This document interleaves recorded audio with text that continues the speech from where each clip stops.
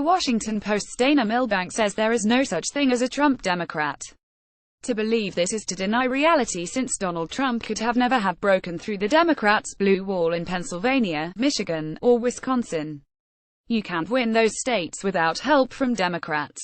Nevertheless, here's what he had to say in his column But New Data, and an analysis by AFL-CIO political director Michael Podhorzer that he shared with me, puts all this into question. The number of Obama-to-Trump voters turns out to be smaller than thought.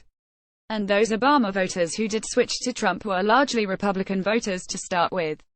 The aberration wasn't their votes for Trump but their votes for Obama. It follows for Democrats that most of these Obama-Trump voters aren't going to be persuaded to vote Democratic in future. The party would do better to go after disaffected Democrats who didn't vote in 2016 or who voted for third parties. Democratic analysts who are looking to solve the party's problem by appealing to this small group of Obama-Trump voters are pointing themselves to a group that by and large is a Republican group now, Podhorzer told me. The bulk of Obama-Trump voters are not fed-up Democratic voters, they are Republican voters who chose Obama in 2012. As such, few are available in 2018 or 2020. Democrats should instead appeal broadly to working-class voters, he said. Milbank ends his piece by saying, "What Democrats have to do is be Democrats." So, again, we have another piece that is meant to help liberals sleep at night. Second, it shows why Democrats might lose in 2018 and 2020. They don't feel that they're out of touch, it's just that everyone else is wrong. That is a classic reaction from the insufferable and condescending urban professional elite. Also, what is this gross assumption that those who voted third party would have voted for Clinton if they hadn't run? 75% of libertarian supporters would have voted for Trump if Gary Johnson didn't run last year. That's based on their own internal polling. Also, the figure wasn't small. Larry Sabato of the University of Virginia's Center for Politics found that between 69 million Obama voters flipped for Trump. Granted, their rough estimates, different sources offer varying estimates of Obama 2012, Trump 2016 voters. The ANES American National Election Study found that about 13% of all Trump voters cast a ballot for Obama in 2012. Meanwhile, the CCS Cooperative Congressional Election Study found a slightly smaller figure of around 11%. Lastly, the UVA Center for Politics poll found that about 15% of Trump voters claimed to have backed Obama 4 years earlier.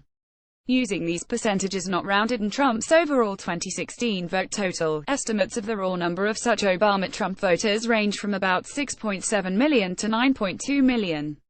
May want to check Presidents and 8 splits from upstate NY. https://t.connievuj. Derek Willis at Derek Willis, August 5, 2017. This is empirically false and the data in this piece is partisan farce. Were it true, there is no way Trump could have won PAWIMI.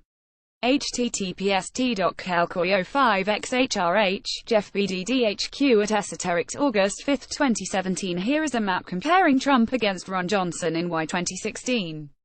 Trump ran ahead of RJ in Dem leaning west in Y. Trump find gold Dem votes. pic.twitter.com 8bivney. Jeff BDDHQ at Esoterics, August 5, 2017. Democrats have been Democrats, which led to the GOP taking over Congress, retaking the White House, controlling 6,999 state legislatures, and occupying 34 governors' mansions. There are 1,000 fewer Democrats in elected offices since 2009.